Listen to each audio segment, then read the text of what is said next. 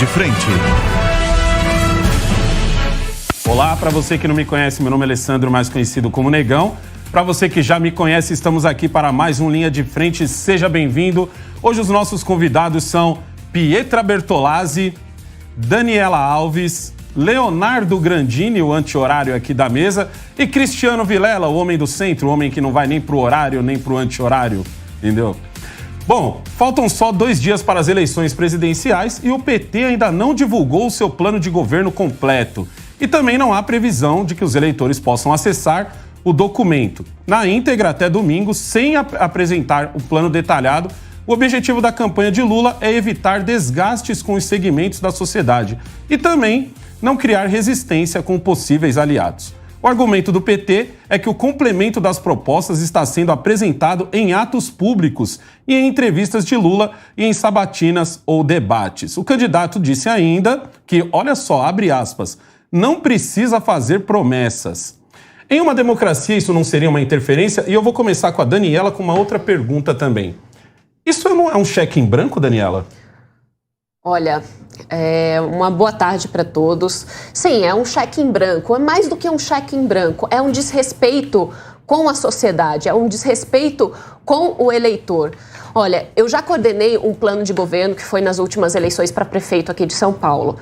É nesse momento que o candidato dialoga com vários setores da sociedade, em que o candidato coloca claramente onde ele vai realmente atuar, quais são as suas medidas que serão implementadas e, óbvio, ali há um compromisso, claro, objetivo, quando se faz o plano de governo dentro dessa lógica. Mas o que nós estamos vendo, na verdade, não é a apresentação de um documento feito às pressas que não traz absolutamente nada novo, não é de necessário para a conjuntura atual, e eu basicamente vejo isso como um desrespeito à população. Bom, Cristiano, o PT já é velho de guerra na política brasileira. Sinceramente, não apresentar um plano de governo, eu não sei nem do que chamar isso, porque não dá para dizer nem que é uma falha. Se fosse um partido novo, partido que eu digo assim, não o partido novo, um partido novo, certo? A gente poderia até perdoar essa falha, entre aspas, mas no caso do PT, tá bem esquisito. O que você acha sobre isso? Olha, eu concordo totalmente, Negão. Eu vejo que essa é uma falha imperdoável. Eu vejo que é um dos elementos mais importantes para uma candidatura, para um partido político, para uma coligação, é apresentar a sua proposta de governo. Você pode discordar alguns pontos, concordar com outros, isso faz parte do debate, sofrer críticas faz parte do debate. Agora, um partido se furtar de apresentar à sociedade o seu projeto de governo é realmente inaceitável. Nós temos aí situações anteriores onde o PT, me lembro talvez todas as últimas eleições onde o PT disputou, o PT sempre apresentou o projeto de governo. Eu me recordo na eleição de 2002, que foi a eleição onde o PT acabou assumindo, né, o governo por 4 mandatos seguidos, onde o então candidato Lula, ele apresentou um projeto de governo bastante robusto, trouxe técnicos e tudo mais, divulgou muito isso. Então, é inaceitável que agora, de uma hora para outra, chegue e fale, olha, vamos fazer tudo que está aí, vamos seguir, não vamos apresentar Cristiano, nada. Ali você está falando de uma época em que o Lula queria ser presidente. Hoje dá a impressão que o Lula está fazendo tudo ao contrário do que normalmente um candidato faria para ser presidente. Conclui em cima disso. Eu vejo isso, eu vejo que é inaceitável. De qualquer forma, é inaceitável, realmente uma dos descompromissos com a democracia que a gente não pode aceitar, não. Eu vejo que é importante os partidos políticos apresentarem, sim, uma proposta de governo. Bom, aqui na nossa mesa hoje a gente tem 2 pessoas de centro, que é a Daniela, e a gente tem aqui o Cristiano, que como vocês puderam ver, são 2 pessoas ponderadas, 2 pessoas educadas, que sabem conversar, entendeu? Elegantes. Bonitas e sinceras. Eu quero deixar uma coisa, Desculpa, calma, nem terminei, vocês já estão discutindo. Eu tô chamando ela de elegante. Eu nem terminei, vocês discutem se elogiando. Minha mãe, dona Juliette, falou que quando vocês começam a gritar, não dá pra entender nada lá em casa. Não foi o Virgílio, não foi o Tutinha, não foi a Mariana. Foi minha mãe. E se minha mãe falou, tá falado, então tá falado. Vamos se xingar cada um de uma vez. Eu vou começar. Vocês vão ter que se segurar. Então a primeira vai pro Leonardo. A primeira vai pro Leonardo. Leonardo, Eu sei que você vai colocar algum motivo aqui para poder passar um paninho gostosinho aqui nessa pauta. Isso? Mas a minha pergunta é muito simples. Não, a pergunta é simples, antes de você explicar. Vamos supor que o presidente Bolsonaro não tivesse colocado o plano de governo dele para jogo. Qual seria o seu comentário agora? Mas é sempre essa pergunta retórica. Você sabe qual vai ser a minha resposta. O mesmo tratamento eu daria. Assim como eu dei no caso do programa anterior, quando você me indagou a respeito dos processos envolvendo o Lula e envolvendo os filhos do Bolsonaro. Todos têm que ter o mesmo tratamento.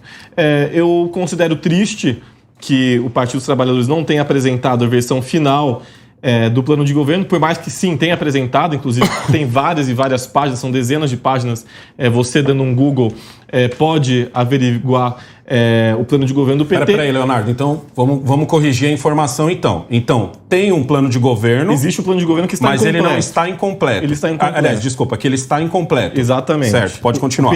Existe um plano de governo do PT que foi apresentado, inclusive está anexado em todos os documentos do Tribunal Superior Eleitoral, só que não tem uma versão final, que o PT disse que apresentaria uma versão final, justamente porque está averiguando detalhes, meandros, novas propostas. Ao contrário de outras candidaturas artificiais, a campanha do Lula, de fato, houve setores populares, inclusive várias sabatinas vêm sendo feitas com juristas como Miguel Reale Júnior, senadores ex-tucanos como Aloysio Nunes, como Floriano Pésaro. Leonardo, então, a diretoria está dizendo o seguinte aqui, que na verdade o que o PT divulgou foi o plano de diretrizes e não o plano de governo. O plano de governo oficial. Então não rolou o plano de governo.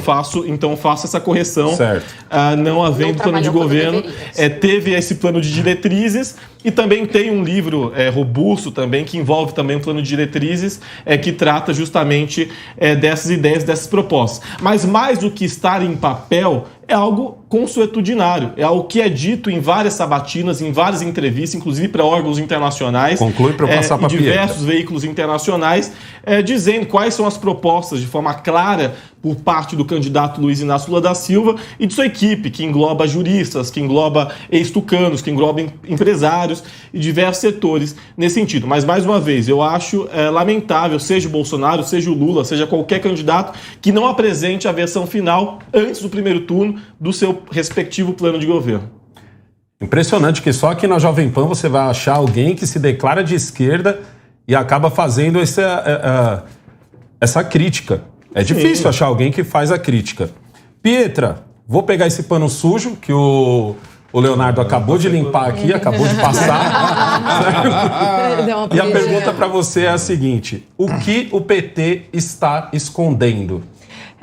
Engraçado, eu ia exatamente por essa linha, Negão, porque por coincidência, essa pauta me pegou de surpresa agora. Por coincidência, em 2020, eu fiz um vídeo onde eu comparo o plano de governo do Boulos, a Prefeitura de São Paulo, com a Constituição comunista de Cuba. E é muito engraçada, assustadora a similaridade entre os dois documentos.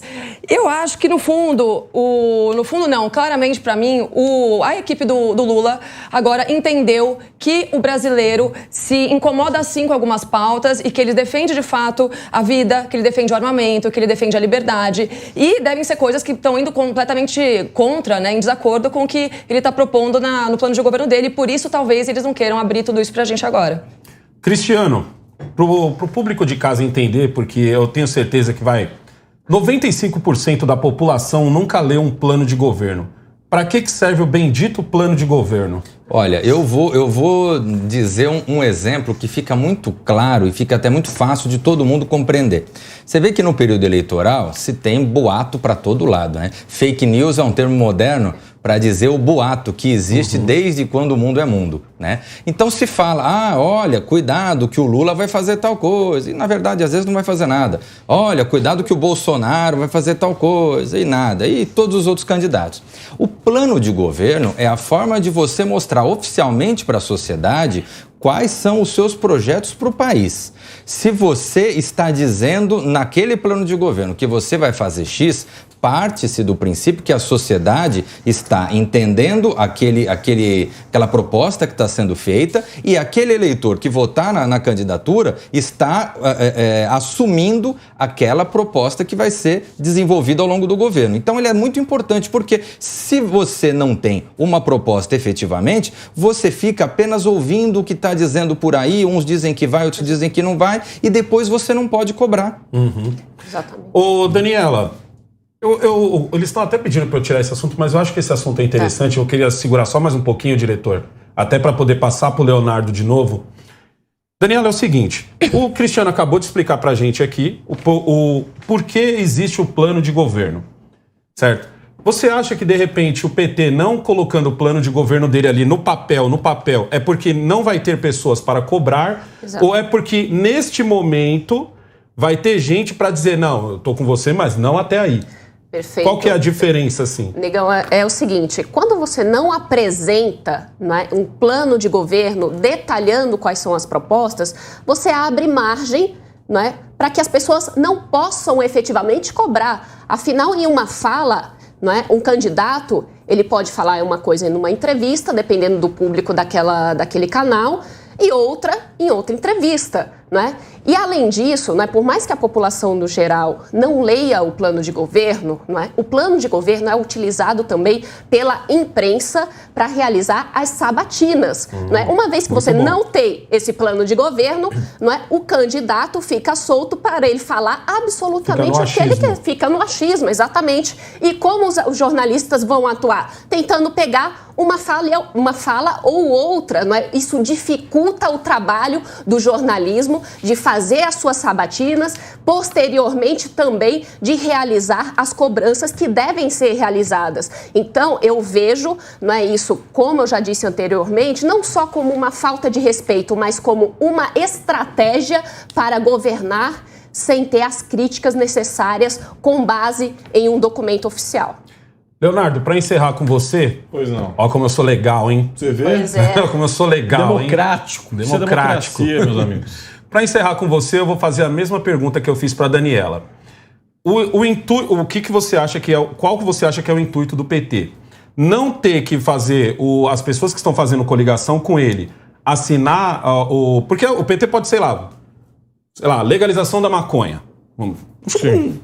O PT jamais defenderia isso. Entendeu? Legalização da maconha, mas de repente o Geraldo Alckmin poderia ser contra. Sim. Ele fala, caraca, eu não vou assinar a legalização da maconha. Entendeu? Então, você acha que está mais para esse lado, tá, de quem está agora do lado do PT, não querer assinar junto, ou você acha que está mais para o lado no futuro, como a Daniela disse, as pessoas não poder cobrar, ou no caso também dos jornalistas, né? Não ter assim uma base para poder cobrar do Lula. Porque hoje a gente só vai cobrar do Lula o que foi os 8 anos de governo dele. A gente não tem como cobrar do Lula o que ele vai fazer mais para frente. Qual que você acha que é o... Eu acredito que essa questão de cobrança futura não é. Porque, mais uma vez, por mais que não esteja registrado em papel, num plano de governo oficial, existe um livro bastante grande, considerável, inclusive, que tem todas as diretrizes. E fora isso, Lula todos os dias, quase todos os dias, realiza sabatinas, entrevistas coletivas, coletivas de imprensa, entrevistas para veículos estrangeiros. Então, não tendo um plano de governo, você consegue buscar no Google, consegue buscar no YouTube. Então, isso eu acredito que não seja. Mas, de fato, a coligação do Lula é bastante robusta, tem partidos tradicionalmente de esquerda, como o próprio PT, que não é um partido puramente identitário, inclusive a maior parte dos quadros do PT não defendem a descriminalização do consumo de drogas e comercialização, mas dentro do campo progressista... legal com você, eu falei só da maconha. Dentro do campo progressista tem o PSOL, tem o PT, tem o PCdoB e também tem figuras mais à direita, mais ao centro, como Solidariedade, como o Avante, né, como diversos partidos que realmente não têm esse viés identitário. Então pode ser isso sim, mas eu particularmente acredito que isso tenha sido negligência mesmo. Eu acho que o PT poderia sim pegar essas diretrizes, que é basicamente um plano de governo, né, só muda o nome, e apresentar e registrar lá no TSE como um plano de governo. Nesse sentido eu não vejo problema nenhum. Beleza, vamos girar a pauta aqui agora. Ó. O desarmamento da população